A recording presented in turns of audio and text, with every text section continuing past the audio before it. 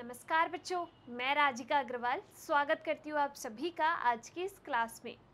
यहाँ हम पढ़ रहे हैं कक्षा 12वीं का अध्याय नंबर 9 जिसका नाम है वनोन्मूलन। पिछली क्लास के अंदर हमने बात की थी वनोन्मूलन के कारणों की। आज की इस क्लास में हम बात करने वाले हैं वनोन्मूलन के परिणामों की कि वनों के काटने की वजह से क्या क्या परिणाम देखने को मिलते हैं, जैसे कि वन्य जीवों की क्षति होती है, उनको नुकसान पहुंचता है। क्यों? क्योंकि जो वन है वो उनके प्राकृतिक आवास है, पर्यावास है। अब जब वनों को ही काट देंगे तो प्राकृतिक आवासों की क्षति होती है, जिसकी वजह से वन्य जीव भी आपके लुप्त होते हैं। तो ऐसे कई प्रकार के जो परिणाम हैं उनके बारे में हम यहाँ पर चर्चा करने वाले हैं। देखिए, वनोन्मूलन के परिणाम। वनोन्मूलन का प्रभाव पर्यावरण पर भौतिक और जैविक दोनों ही प्रकार से पड़ता है। सबसे पहले हम बात करेंगे मृदा अपरदन और आकस्मिक बाढ़ों की। मृदा अपरदन क्यों होता है? आपको पता है, अगर किसी भी भूमि के ऊपर से जो पेड़ पौधे हैं उनको काट दिया जाए तो जो बारिश है वो सीधे ही किस पर आती है? आपके उस मिट्टी पर गिरती है, जिसकी वजह से वो मिट्टी अपने स्थान से विस्थापित हो जाती है। उसकी वजह से मृदा अपरदन होता है। और कई सारी प्राकृतिक आपदाएं आती है, जिसमें से एक है आकस्मिक बाढ़, यानी कि कभी भी वहां पर बाढ़ आ जाती है, सूखा भी पड़ता है। जलवायु में परिवर्तन हो जाता है, क्योंकि आपको पता है जो पेड़ पौधे होते हैं वो हमें शुद्ध, हमारी जो हवा है उसको शुद्ध करते हैं। तो जब पेड़ पौधों को ही काट दिया जाएगा तो प्रदूषण बढ़ेगा और साथ के साथ वहाँ की जलवायु परिवर्तित होगी। जैव विविधता में कमी आती है। क्यों? क्योंकि जो वन्य जीव हैं वो उस वन के अंदर ही रहते हैं, वो उनके प्राकृतिक आवास होते हैं। तो जब जीवों के प्राकृतिक आवासों को नष्ट कर दिया जाएगा तो वहाँ पर रहने वाले जीव भी आपके नष्ट हो जाएंगे, जिसकी वजह से बायोडाइवर्सिटी यानी कि जैव विविधता में कमी आती है। देखिए, सबसे पहला बात करते हैं हम मृदा अपरदन और आकस्मिक बाढ़ों की। देखो, मृदा अपरदन क्या होता है?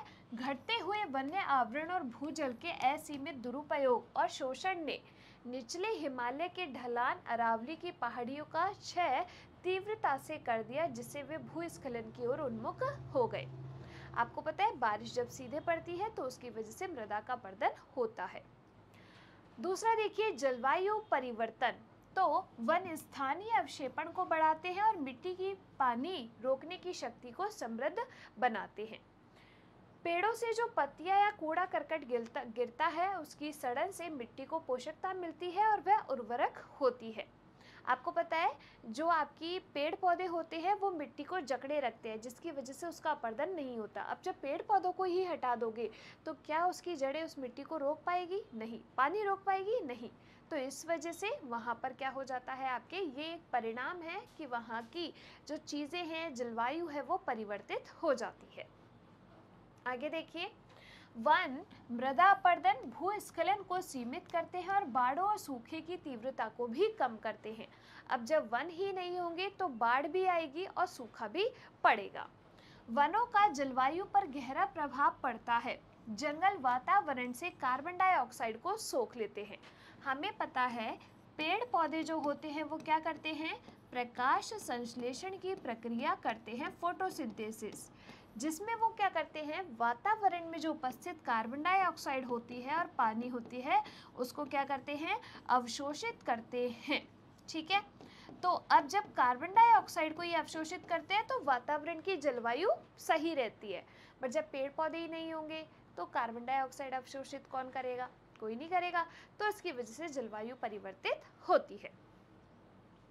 ऑक्सीजन और कार्बन डाइऑक्साइड का अनुपात वातावरण में उचित मात्रा में रखते हैं।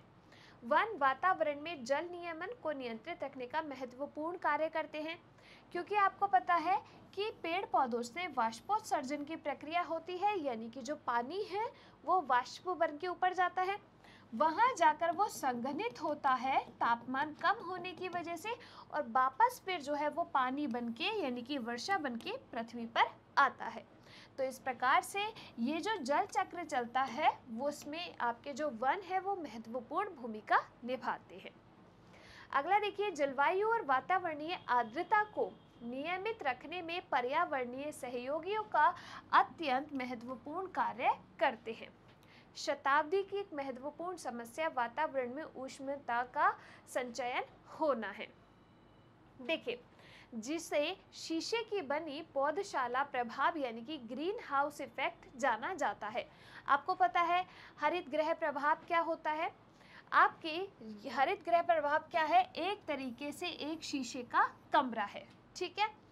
आपको पता है ग्रीन हाउस गैसेस अपनी कौन कौन सी होती हैं? मुख्य रूप से जो होती है वो कौन है? Carbon dioxide. इसके अलावा आपकी मीथेन भी है, नाइट्रोजन की जो ऑक्साइड है वो भी आपकी ग्रीन हाउस गैसेस है, जो कि पृथ्वी के तापमान को बढ़ाती है और उसी की वजह से अपनी क्या होता है? Global warming. इस प्रभाव का मुख्य कारण वनोन्मूलन ही है। संपूर्ण हिमालय का पारितंत्र खतरे में है और असंतुलित होती जा रही है, क्योंकि हिमरेखा पतली होती जा रही है।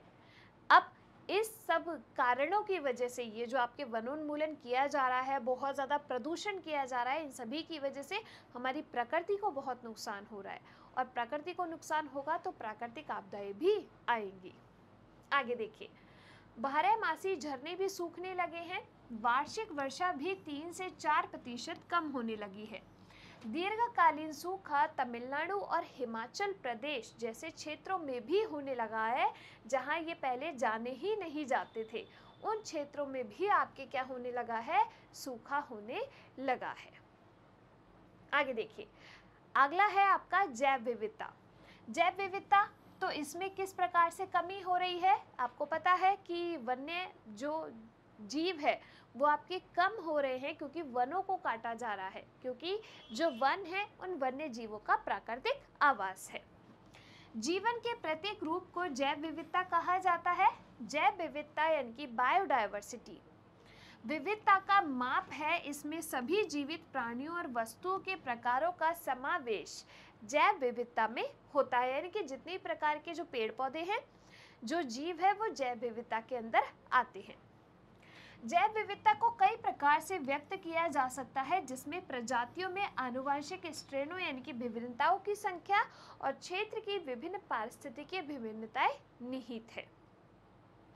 किसी विशेष क्षेत्र में यानी कि स्थानीय विविधता या किसी विशेष प्रकार के पर्यावास में या पूरे विश्व में रहने वाली विभिन्न जाति प्रजातियों की संख्या को सामान्य रूप से क्या कहा जाता है?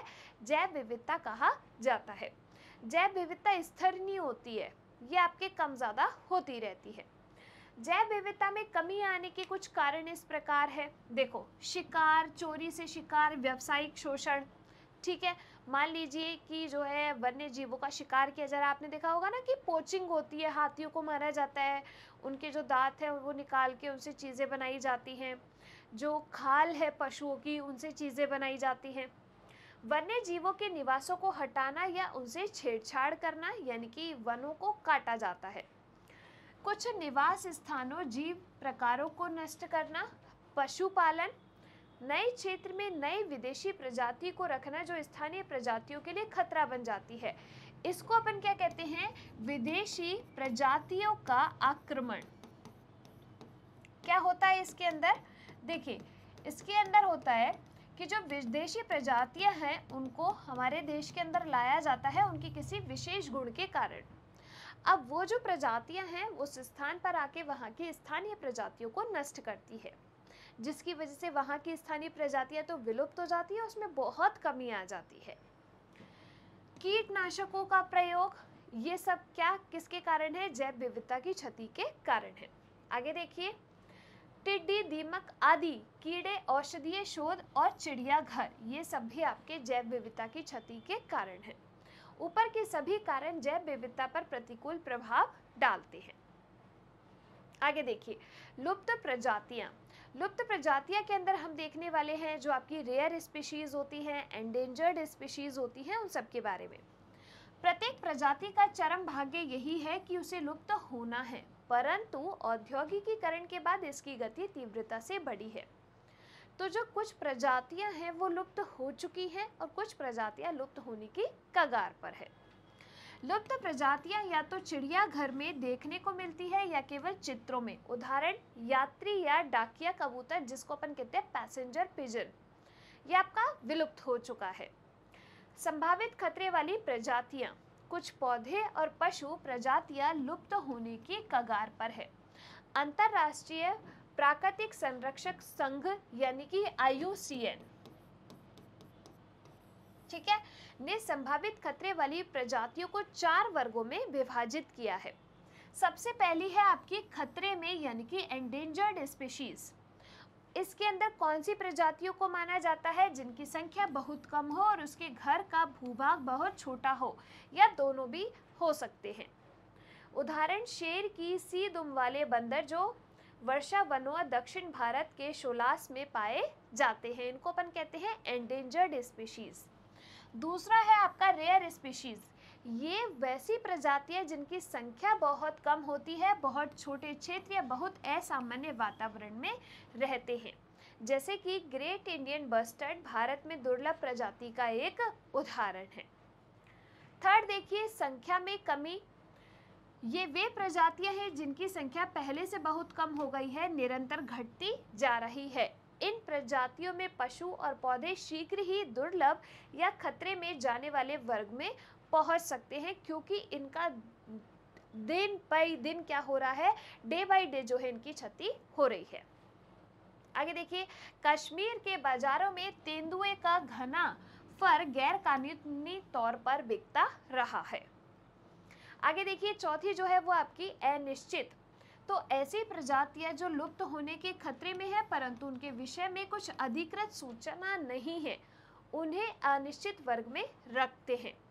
1968 में हिम तेंदुए को अनिश्चित प्रजाति में घोषित किया था, परंतु 1970 में उसे खतरे में वर्ग में रख दिया गया।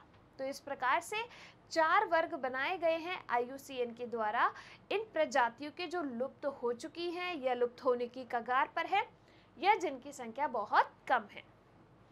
आगे देखिए, वन्य जीवन की हानि।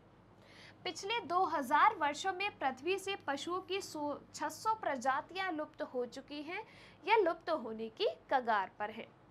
इसी प्रकार पौधे की 3000 प्रजातियों को संरक्षण की आवश्यकता है। अब आप सोच रहे हो कि कितनी प्रजातियां तो विलुप्त हो चुकी हैं, कुछ लुप्त होने की कगार पर है, और कितनों को सुरक्षित करके रखना ज़रूरी है। अगर हम इसी प्रकार से दोहन करते रहे तो ये प्रजातियां भी आपकी विलुप्त हो जाएगी।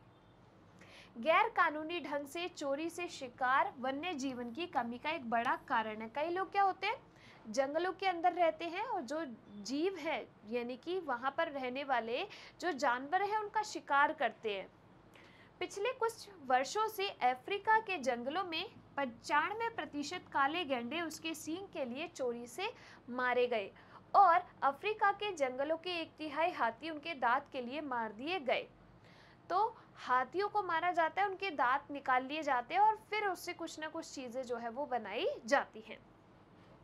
चमकीला सिंदूरी लंबी पूंछ वाला तोता जो दक्षिणी अमेरिका में सामान्य रूप से पाया जाता था, धीरे धीरे मध्य अमेरिका के क्षेत्र में भी विलुप्त हो गया है। तो इस प्रकार से आपकी जो कई प्रजातियां हैं वो विलुप्त हो चुकी हैं। अगला देखिए, भारत में वन्य जीवन की क्षति। अब अगर हम भारत की बात करें तो भारत में प्राय 45,000 प्रजातियां पौधे की और 75,000 प्रजातियां पशु पक्षियों की पाई जाती है। परितंत्र में स्थिरता रखने के लिए इस जैव विविधता का संरक्षण अत्यंत आवश्यक है, यानी कि हमें ये जो डाइवर्सिटी है इसको सुरक्षित रखना होगा।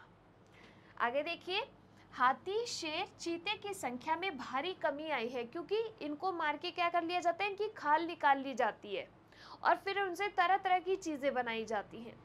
चीता तो लगभग लुप्त ही हो गया है। हाथी जो पूरे भारत में पाए जाते थे अब आंध्र प्रदेश, मध्य प्रदेश और महाराष्ट्र से गायब हो गए हैं।